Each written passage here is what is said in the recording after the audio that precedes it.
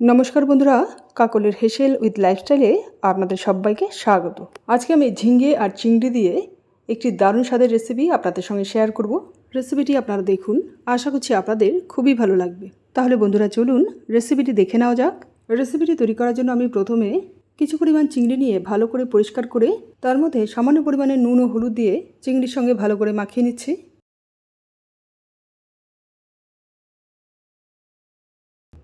মাখানো হয়ে গেলে একটা কড়াই গরম করে নিয়ে তার মধ্যে কিছু পরিমাণ সাদা তেল দিয়ে তার মধ্যে 2 চামচ ঘি দিয়ে দিলাম।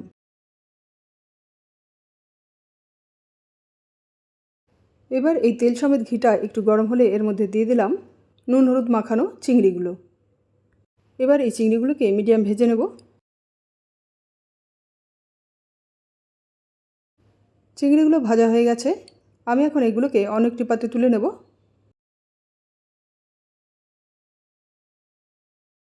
তারপর কড়াইতে রয়ে যাওয়া বাদবাকি তেলের মধ্যে একটা তেজপাতা, 2টো শুকনো লঙ্কা,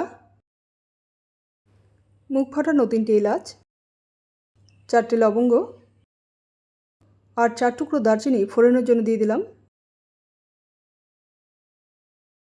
এবার এই ফোড়নটা হয়ে গেলে 7 থেকে 8 কোয়া রসুন থেতো করে এর মধ্যে দিয়ে দিলাম। এবার এই রসুনগুলোকে একটু ভাজা ভাজা করে নেব। রসুনগুলো ভাজা ভাজা হয়ে গেলে আমি এর মধ্যে দিয়ে দিলাম স্লাইস করে কেটে নেওয়া 2টো মাঝারি সাইজের পেঁয়াজ আর ছোটো ছোটো টুকরো করে নেওয়া একটা টমেটো। আর এর মধ্যে দিয়ে দিলাম স্বাদ মতো নুন ও পরিমাণ মতো হলুদ। এবার এই সমস্ত উপকরণগুলোকে একসঙ্গে ভালো করে মিক্স করে নিয়ে একটা ঢাকনা দিয়ে ঢেকে এই পেঁয়াজগুলোকে একদম নরম করে ভেজে নেব। আর মাঝে মধ্যে ঢাকনাটাগুলো একটু নাড়াচাড়াও করে নেব।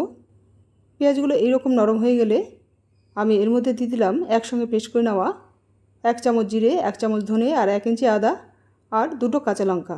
এখানে লঙ্কাটা আপনারা আপনাদের স্বাদ মতো দেবেন। এবার কড়াইয়ের মধ্যেকার এই সমস্ত উপকরণগুলোকে একসঙ্গে ভালো করে মিক্স করে নিয়ে মশলাটাকে ভালো করে কষিয়ে নেব।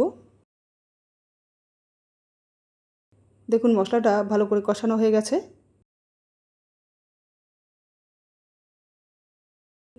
আমি এখন এর মধ্যে দিয়ে দেব এই রকম কুচি কুচি করে কেটে নেওয়া কিছু পরিমাণ ঝিঙে। এবার কড়াইয়ের মধ্যেকার এই সমস্ত উপকরণগুলোকে একসঙ্গে ভালো করে মিক্স করে নেব। মিক্স করা হয়ে গেলেই একটা ঢাকনা দিয়ে ঢেকে এই ঝিঙেগুলোকে কিছুক্ষণ ধরে রান্না করে নেব। কিছুক্ষণ পরেই দেখবেন যে ঝিঙে থেকে এই রকম জল ছেড়ে দিয়েছে। এবার এই ঝিঙেগুলোকে আবারও একটু নাড়াচাড়া করে নিয়ে এই জলটা একদম পুরোপুরি টেনে গিয়ে ঝিঙেগুলো একদম নরম হওয়া পর্যন্ত ঢাকনা দিয়ে ঢেকে এই রেসিপিটাকে রান্না করে নেব।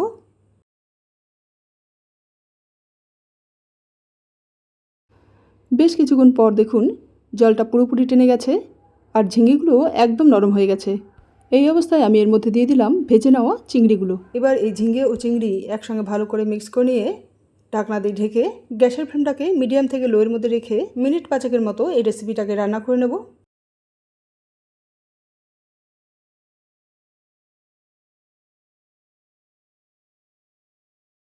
মিনিট 5 পর দেখুন এই রেসিপি থেকে কেমন তেল ছেড়ে দিয়েছে। সব উপকরণগুলোকে আবারও মিক্স করে নিচ্ছি। রেসিপিটি সার্ভ করার জন্য একদম রেডি। বন্ধুরা এই রেসিপিটি একবার এইভাবে তৈরি করে খেয়ে দেখবেন, আশা করছি আপনাদের খুবই ভালো লাগবে। ভালো লাগলে রেসিপিটিকে লাইক ও শেয়ার করে দিয়ে চ্যানেলটিকে সাবস্ক্রাইব করে দেবেন। তাহলে বন্ধুরা আজ এই পর্যন্তই, আবার আপনাদের সঙ্গে দেখা হচ্ছে পরের এক নতুন রেসিপিতে। Thank you.